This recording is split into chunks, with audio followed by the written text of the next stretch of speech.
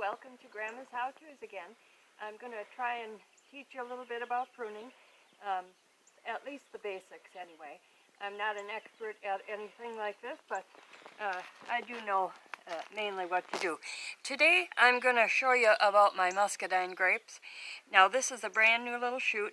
The reason I planted one here in the middle of nowhere is because I have two of my premium grapes that I want, and they needed a pollinator. I was wondering why they weren't doing anything, but the pollinators I had were too far away. So when you start a new one, make a nice big hole, because these root system goes at least 6 feet out eventually. The most important thing about a new shoot, take twine. The reason twine is good is because it rots after a year or so, and it won't choke off your plant. Make it tight, but not too tight where it chokes it off. That's the most important thing. Make it very steady on here so the vine doesn't curve. And then now this is all you have when you start out, this little tiny thing, and I cut these off to little nubs. That'll be enough for this year, but it should have enough blossoms to pollinate my other ones. Eventually I'll hook it to this. This will be the sturdy, and it'll grow, and I'll have to do something else. These are my peach trees. Now, that's the trouble with ordering out of a seed catalog. This is the third time I've ordered almond trees, and here they are, peaches. Now, an almond tree needs a central leader, but so I started training it thinking it was an almond tree again. This is only the second year. This is how fast things grow in Arkansas. Now up north, where I'm from in Wisconsin, this would take forever to get to this thing. So now that I know it's a peach tree, they are beautiful, but they have a lot of disease and a lot of bugs, and they're soft, so all the bugs love them. And I hate to spray too much, but I do spray every winter all my plants and things with dormant oil. It's just an oil, so it isn't terribly poison or anything. Now with peach trees, they like this middle part open, so you don't get fungus and disease. So I'm going to kind of start to cut some of these branches out. And also, you don't want it too short, or you got to mow around it and then you're hitting yourself. So I'll probably take some of these off that I might, when I'm mowing, hit. So a lot of these peach orchards just cut them flat top, and that's fine too. They love lots of sun. Now see, they're already starting to bloom. You poor people that I know up north, you're probably in snow up to your neck yet. Okay, all right, well, let's see. We'll move over to here.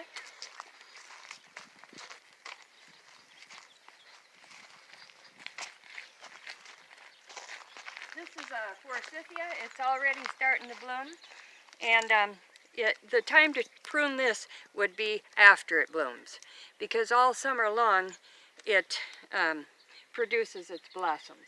I cut all my asparagus off already, and it won't be long and all those shoots will start growing up, but I'm going to kind of dig around there and put my little fence back so my dogs and things don't sit in there.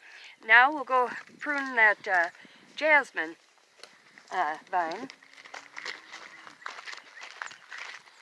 This is going to start to bloom too, and I would normally wait until after, but it's getting late to be pruning my grapes, so I'm trying to get everything done. I have lots of work to do before summer when it gets too hot. I'm just going to take this type of a thing and just start cutting my way through here. Now I noticed the birds love this. Way up there, there's bird nests and a spider web. So when I do this, I'm going to kind of watch out for them. So eventually what I'm going to do is cut a big hole through here so I can get back through here. But this is the type of thing I use. And I hate to cut all my flowers, because I'd say another week I'm going to have flowers galore. And the bees just love it. Now the trouble with this is I did this a long time ago. When you're going to do stuff like this, do it permanently. What I did, I started out with those T-posts, these steel posts. Now if you put 2 here and 2 over here, that's a good thing. But I would have if I had to do it over again, I'd put them much wider apart, and then I'd get one of those cattle guards fences. It's like squares about this big, and I'd bend that over the top and then wire that to those T-posts, and we'd have a much wider entrance, and it wouldn't close you in like this, and it would never rot. I'm going to have to replace my cedar posts eventually, and that's going to be a pain in the neck. Okay, so let's see. These are crepe myrtles. They don't grow up north, but they do here. You can chop them off flat top if you want, but not too low. That kind of ruins them. And if you want to see through them, I like to sit at my table and see through them, so I cut all the branches up until about this point. And holly, I always cut that during Christmas time. I try and keep that free. I want to see under there, so I don't ever get any snakes or anything like that.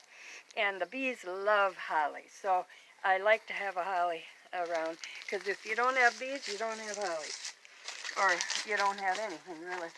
So I'm kind of training the legs on that to go up high. This is a spirea. It's starting to get leaves on, and this I would also prune after it blossoms, and that won't be very long, and it'll be full of blossoms. These are my roses. They'll be coming soon.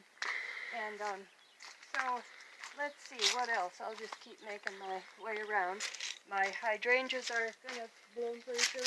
Now the pampas grass, that tall weedy thing, I cut some off, but I left some to show you. You just chop it off at least 2 feet off the ground all the way across, and you can use those loppers, and then that way the middle won't die out. And the grasses, I don't do anything with. Some people chop them off. Okay, now here is that lantana, and I should have that all chopped off by now. They're kind of picky, so I use this kind of a lopper. And I just chop them right to the ground. And I don't know if these grow so well up north, but they sure are a tough plant in the south. This is like a different planet from Wisconsin, you know, Arkansas. The dirt is completely different. I took a master garden class just to learn about the dirt, because and Mother Nature makes the clay down here to keep the moisture in when it's 100 degrees in the summertime. I used to put mulch here and keep flowers in here, but I'm going to let it grow into grass, and it would be a lot easier for me to mow than it would to weed. So I'm just going to stick with that. These are little evergreens I like. Okay, let's see. I had some notes. Now here's my different tools I use. You know, a little bypass pruning shears, and then the 2 I showed you. And I kind of keep them oiled with just sewing machine oil or whatever. And then sometimes I take my, because they'll get sticky otherwise. And then what I do is this jute I buy from Walmart or whatever.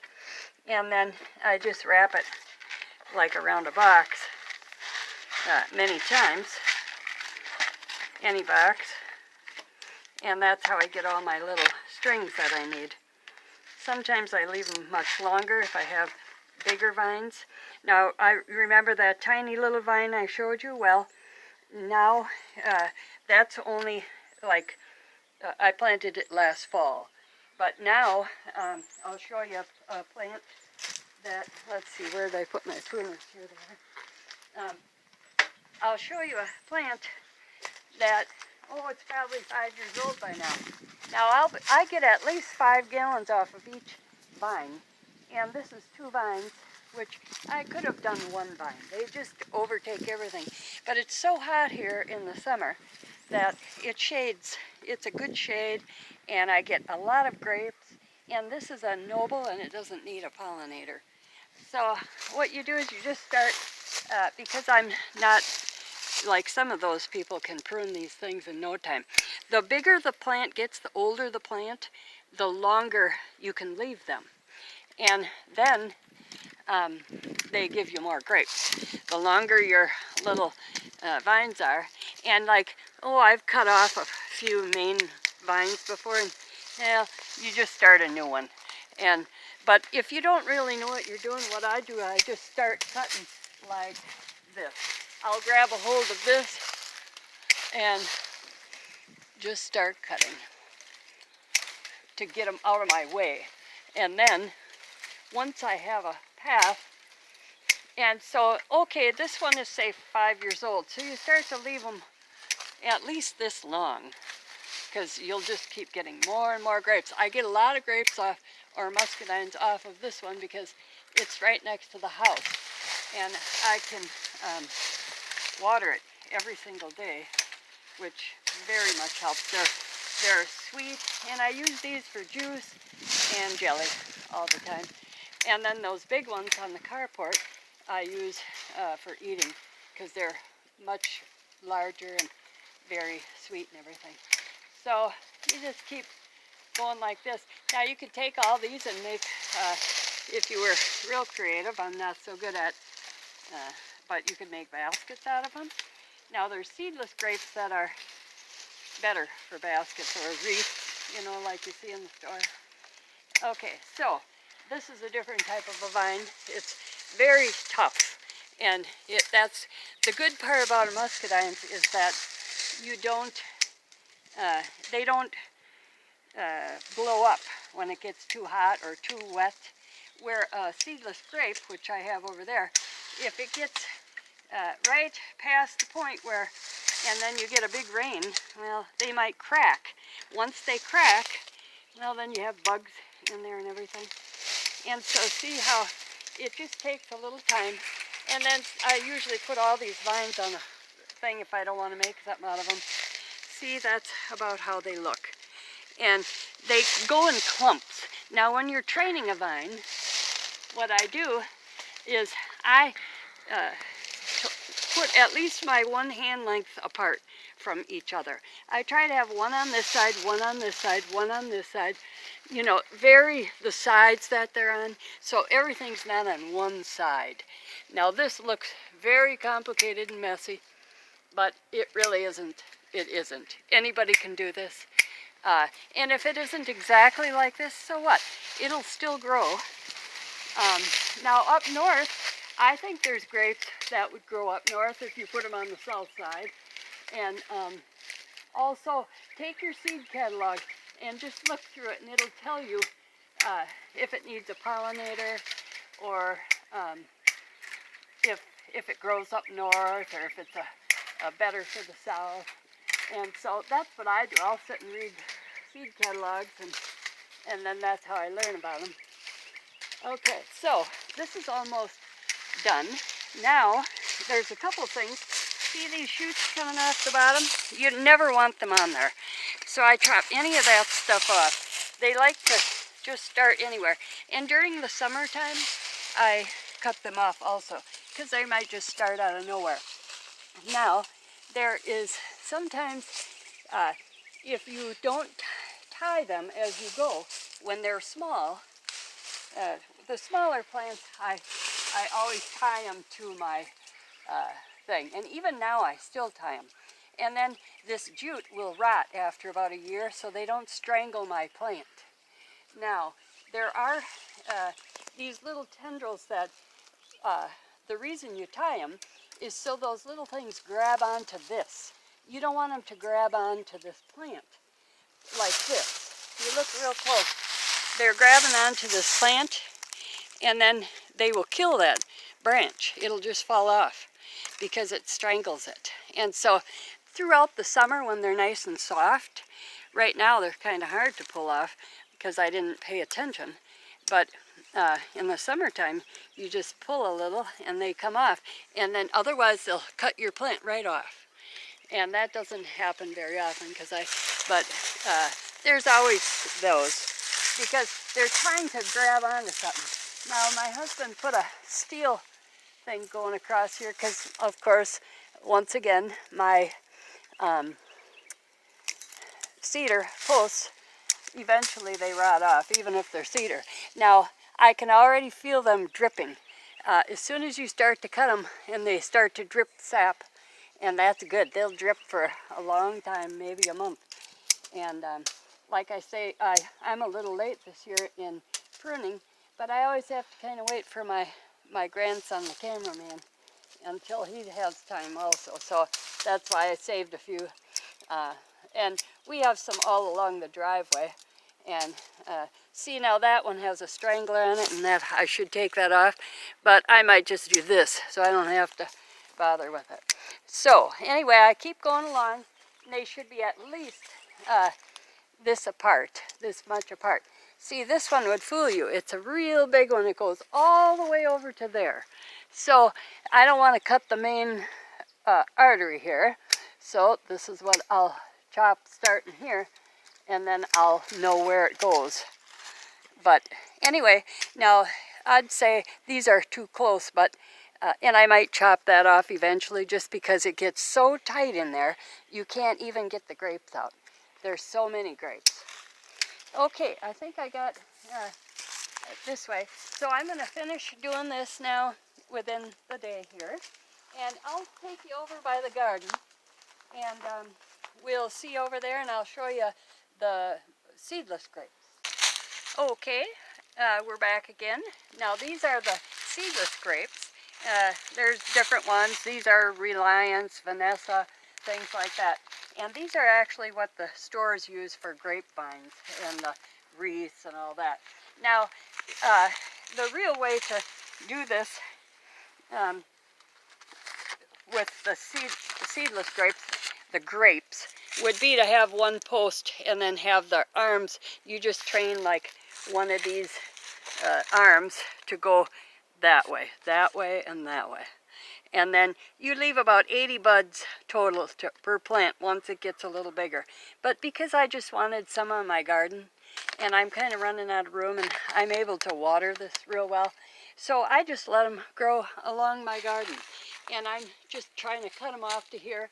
And you see there's little starts. It's already starting. And so if you don't get them done pretty soon, you might knock some of them off, and then you don't get grapes. Now, I'm not an expert on blueberries, but this is my second year for blueberries.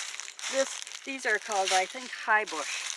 And so if I see something for now that looks dead, they all kind of look dead to me, blueberries do.